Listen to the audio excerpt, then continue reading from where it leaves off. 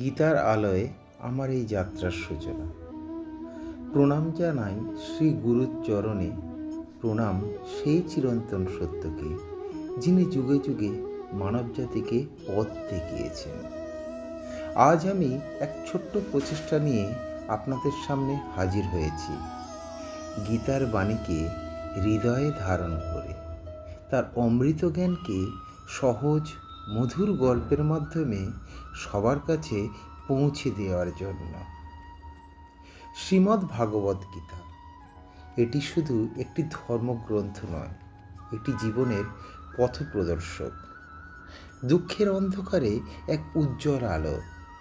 যখন মানুষ দিশেহারা হয়, যখন মন ভেঙে যায়, যখন জীবনের অর্থ খুঁজে পাওয়া যায় না, তখনই গীতার প্রতিটি শ্লোক যেন মনের ভিতরে নতুন প্রাণ সঞ্চার করে। কুরুক্ষেত্রের সেই যুদ্ধক্ষেত্রে, যেখানে একদিকে ছিল কর্তব্য আর অন্যদিকে ছিল ভালোবাসা, এই মুহূর্তে অর্জুনের দ্বিধা আর শ্রীকৃষ্ণর উপদেশ আজও আমাদের জীবনের প্রতিচ্ছবি। এই চ্যানেল কোনো জ্ঞান প্রদর্শনের স্থান নয়, এটি একটি ভক্তির নিবেদন, একটি ছোট্ট প্রচেষ্টা, যেখানে আমি নিজেও শিখব আর আপনাদের সাথেও সেই শিক্ষা ভাগ করে নেব। আমি বিশ্বাস করি গীতার বাণী শুধু পড়ার জন্য নয়, অনুভব করার জন্য। এটি শুধু শোনার জন্য নয়, জীবনে প্রয়োগ করার জন্যও বটে। যদি এই ছোট্ট প্রচেষ্টা আপনাদের মনকে এক মুহূর্তের জন্য শান্তি দেয়, তবে সেটাই হবে আমার সবচেয়ে বড় প্রাপ্তি। তাই চলুন আমরা সবাই মিলে এই পবিত্র যাত্রায় অংশ নিই, যেখানে থাকবে জ্ঞান, ভক্তি আর আত্ম উন্নতির পথ। হরে কৃষ্ণ। প্রভাতের আলো তখন ধীরে ধীরে ছড়িয়ে পড়ছে কুরুক্ষেত্রের বিশাল প্রান্তরে। আকাশে এক অদ্ভুত নীরবতা, যেন প্রকৃতি নিজেই অপেক্ষা করছে এক মহাপ্রলয়ের জন্য। এ যুদ্ধ কোনো সাধারণ যুদ্ধ নয়, এ যুদ্ধ ধর্ম আর অধর্মের, ন্যায় আর অন্যায়ের। দূরে দাঁড়িয়ে আছে দুই বিশাল সেনাবাহিনী, একদিকে পাণ্ডবরা আর অন্যদিকে কৌরবরা। আর দূরে হস্তিনাপুরের রাজপ্রাসাদের এক নিস্তব্ধ কক্ষে বসে আছেন অন্ধ রাজা ধৃতরাষ্ট্র। তার চোখে আলো নেই, কিন্তু মনে এক অস্থির প্রশ্ন। আমার পুত্ররা আর পাণ্ডবরা ধর্মক্ষেত্র কুরুক্ষেত্রে কি করছে? তার পাশে বসে আছেন সঞ্জয়, যিনি মহর্ষি ব্যাসদেবের আশীর্বাদে দিব্য দৃষ্টির অধিকারী, যিনি দূরে থেকেও সব দেখতে ও শুনতে পারেন।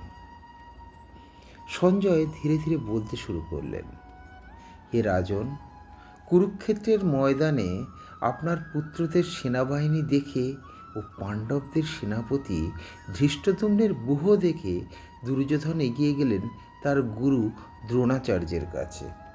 দুর্যোধনের কণ্ঠে ছিল আত্মবিশ্বাস, কিন্তু ভিতরে ছিল লুকোনো উদ্বেগ। তিনি বললেন, হে আচার্য, দেখুন পাণ্ডবদের বিশাল সেনাবাহিনী, যা আপনারই শিষ্য দ্বারা সুসংগঠিত।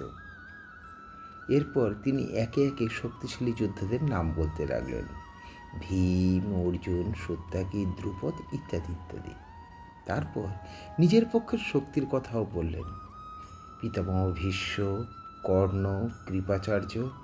কিন্তু তার কণ্ঠে এক অদৃশ্য আতঙ্ক লুকিয়েছিল।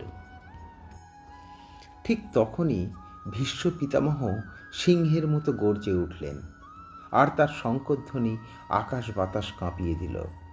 তারপর একে একে সব শঙ্খ বাজতে লাগলো। ঢাক, করতাল, নাগাড়ার শব্দে চারিদিক মুখরিত হয়ে উঠল। পাণ্ডবদের দিক থেকেও শঙ্খধ্বনি বেজে উঠল, বিশেষ করে শ্রীকৃষ্ণর পাঞ্চজন্য আর অর্জুনের দেবদত্ত।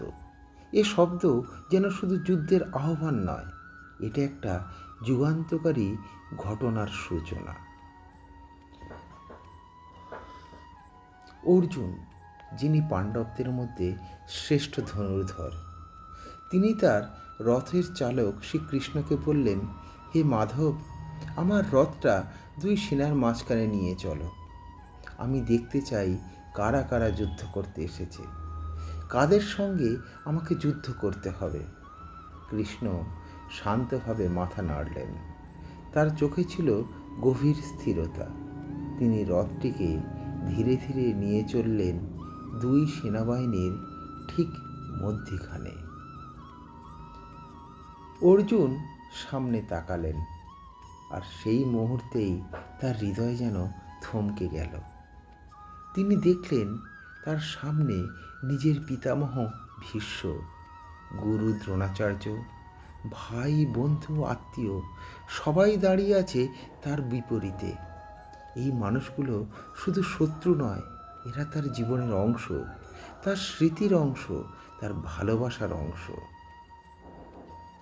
অর্জুনের শরীর কাঁপতে শুরু করল। অর্জুন বললেন, হে মাধব, আমার অঙ্গ প্রত্যঙ্গ দুর্বল হয়ে যাচ্ছে, আমার মুখ শুকিয়ে যাচ্ছে, আমার গান্ডীব ধনুক হাত থেকে পড়ে যাচ্ছে, আমার শরীর জ্বলছে, আমি দাঁড়িয়ে থাকতে পারছি না। এ কি সেই অর্জুন যিনি অসংখ্য যুদ্ধে জয়ী হয়েছেন? আজ তিনি ভেঙে পড়েছেন নিজের মনের কাছে। অর্জুন বললেন, হে মাধব, আমি কোনো শুভ লক্ষণ দেখছি না। আমি এ যুদ্ধে জয়ী হতে চাই না। আমি রাজ্য চাই না, সুখ চাই না, কারণ যাদের জন্য এই সুখ তারা তো আমার সামনেই দাঁড়িয়ে, তারা তো আমার সাথে যুদ্ধ করতে প্রস্তুত। তাদের হত্যা করে আমি কিভাবে সুখী হব? তার কণ্ঠে ছিল যন্ত্রণা, মনে ছিল গভীর দ্বন্দ্ব। অর্জুন আরও বললেন, হে জনার্দন, আমি যদি অস্ত্র না তুলে দাঁড়িয়ে থাকি আর কৌরবরা আমায় হত্যা করে, সেটা তবুও অনেক ভালো। এই কথার মধ্যে দিয়ে একজন যোদ্ধার পরিচয় নয়, একজন সংবেদনশীল মানুষের হৃদয়ের প্রকাশ পেল। অর্জুন ভাবতে লাগলো, আমরা যদি এই যুদ্ধ করি তাহলে পরিবার ধ্বংস হবে, আর পরিবার ধ্বংস হলে ধর্ম নষ্ট হবে, ধর্ম নষ্ট হলে সমাজ ভেঙে পড়বে। তার মনে প্রশ্নের ঝড় উঠল, এটা কি সত্যিই সঠিক পথ? অর্জুনের চোখ ভিজে উঠল, তার হাত থেকে গান্ডীব ধনুক পড়ে গেল। অর্জুন রথে বসে পড়লেন, একদম নিঃশব্দ, হতাশ, দিশেহারা। এই মুহূর্তে যুদ্ধ শুরু হয়নি বটে, কিন্তু অর্জুন ইতিমধ্যেই ভেঙে পড়েছেন। এই দৃশ্য দেখে শ্রীকৃষ্ণ নীরবে দাঁড়িয়ে রইলেন। তিনি জানেন এই বিষাদই হবে জ্ঞানের দরজা, আর এই ভাঙন থেকেই শুরু হবে এক নতুন জাগরণ।